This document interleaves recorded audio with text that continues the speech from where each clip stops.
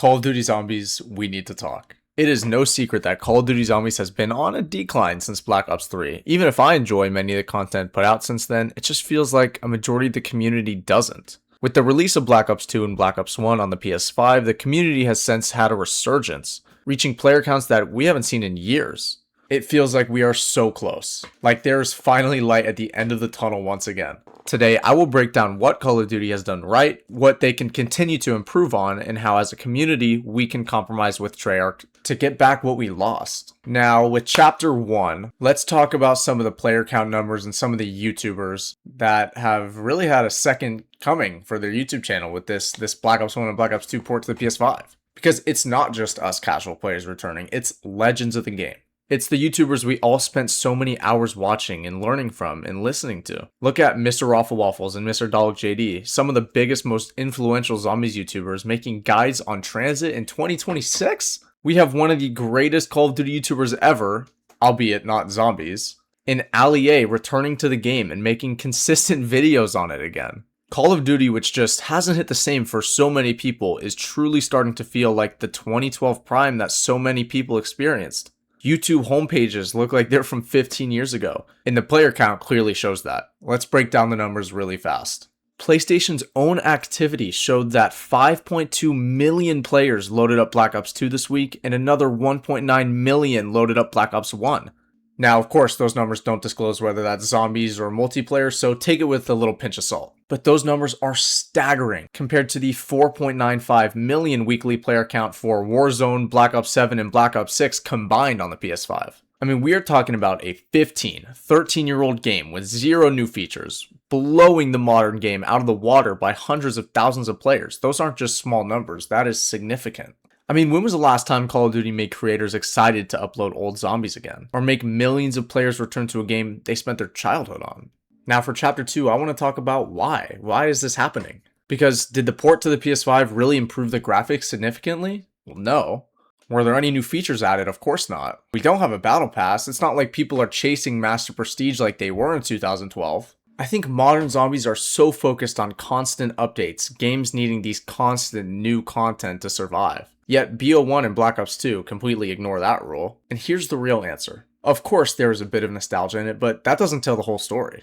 Zombies was never just about killing zombies, it was about discovering. The first time you found out how to pack a punch, first time you figured out how to build a staff on Origins, or the first time someone in your friend group hoarded 5,000 points while you're opening all the doors. Loading up a Mr. Raffle Waffles video and hearing that infamous intro just because you can't figure out how to do the Easter egg. Those moments cannot be recreated with a battle pass. Old zombies rewarded curiosity. You would experiment until you figured out a step. You would knife random objects or throw a grenade in a random place. Hold X on everything just so you can possibly pick a part up. That makes maps feel alive. You didn't just play Origins, you didn't just play Mob, you explored those maps. And talking about the community, these maps were solved together. The community came together and worked tirelessly for hours to figure out these steps that, to me, seem impossible to even figure out. And that feeling has been missing. I mean, we just dealt with that whole Kawakujo controversy in Black Ops 7 where the entire Easter egg was just found out by a hacker or whatever. That feels like such a disgrace to what we once had. Now, part 3, I do want to talk about how Treyarch did do a couple things right. I want to keep this video balanced, of course, because there have been some genuine improvements in the new games, and I can't sit here and say it's all garbage. Cold War was easier for beginners. You had the option to exfil and stuff like that. I guess it gave a little bit more versatility to the game. I thought Black Ops 6 had a couple decent maps. I thought Citadel was good. I thought Shattered Vale was a pretty solid map as well. And Black Ops 7, I think, has been the best of the three. I mean, I've enjoyed the Dark Ether crew. I've really liked Ashes, Totenreich.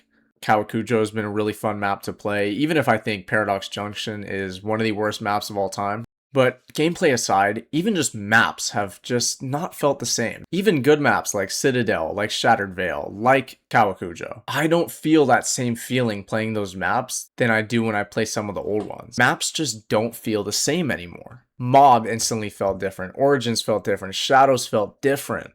Every single map had its own identity. You knew exactly where you were. There was a truly special feeling that came with each map, and I think if we look at more so Cold War and Black Ops 6, some of those maps just feel soulless. You can have fun on them, of course, but where's the exclusivity in each map? I think it has something to do with atmosphere.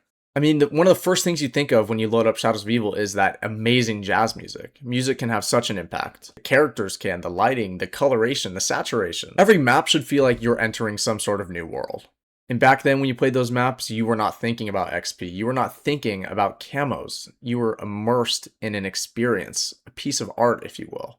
Now, moving on to part 4, chapter 4, I want to talk about how certain times we need to stop chasing nostalgia. I don't actually think Treyarch should remake maps. I don't think they should remake Mob. I don't think they should remake Rise and Drag or Garad Crovy, because eventually the community will just ask for another remake, and then another, and then another, and then suddenly Treyarch is getting criticized for constantly redoing maps. Because the maps everyone loves today weren't remakes. They were all at once original. People fell in love with them because Treyarch took calculated risks, and that's exactly what we need again. I will not sit here and just say that Treyarch needs to take risks, because they absolutely have, and they absolutely have not always worked out. I think they need to look at what these old games are pulling in terms of player counts and enjoyability, look at the complexity of the newer maps and the good qualities of them, and the community and Treyarch need to come together to compromise, because right now it feels like this is our best shot in years to get the old Call of Duty Zombies back. And that leads into part 5, where I need to talk about, hey, some of the community probably needs to change a little bit also. Every trailer, I see comments, oh, this game sucks, it's dead. Every Easter egg, it's too easy. Every map is, oh, what, this isn't like Origins, this isn't like Shadows, this isn't like Mob. It literally, the expectations for Treyarch have just become impossible. And that is not me defending Treyarch, I promise you, but we have to set realistic expectations. I honestly believe if Origins released today, it would be criticized so much because it just feels like nothing survives modern expectations. I mean, on social media, everything is a competition. Every single YouTuber, map, like these discussions just go on endlessly. Who's the first to make a video saying, oh, Call of Duty's dead? Who's the first to say, oh, this map sucks? Well, negativity is content, unfortunately, and that's what a lot of people do. Negativity just spreads faster than excitement. Now, to wrap up this video, we're going to move on to chapter 6, which is why this discussion even matters. 5.2 million weekly on Black Ops 2, 1.9 million weekly on Black Ops 1. A 15-year-old game and a 13-year-old game. They are not just statistics, it is proof. Millions of people didn't return because Activision forced them to. They returned because they wanted to. This game wasn't free. They went and bought this on the PS5. I went and bought this on the PS5. I even play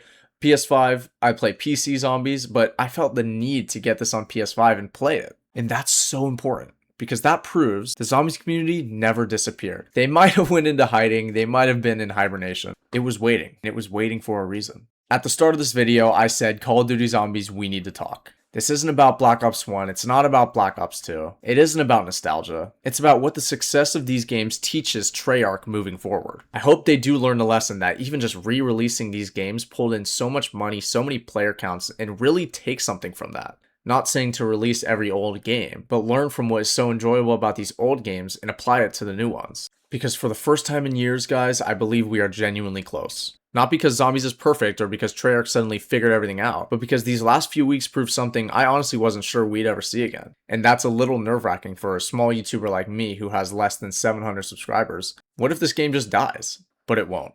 Because millions of people still care. The old creators still care.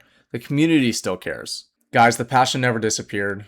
We just needed a reason to come back. Thank you all for watching. I'm glad I could bring another discussion video to the channel. I hope you guys enjoyed this, and subscribe for more if you enjoyed, because we are so close to getting 1,000 subscribers, and that is a huge goal of mine. I will see you guys next time.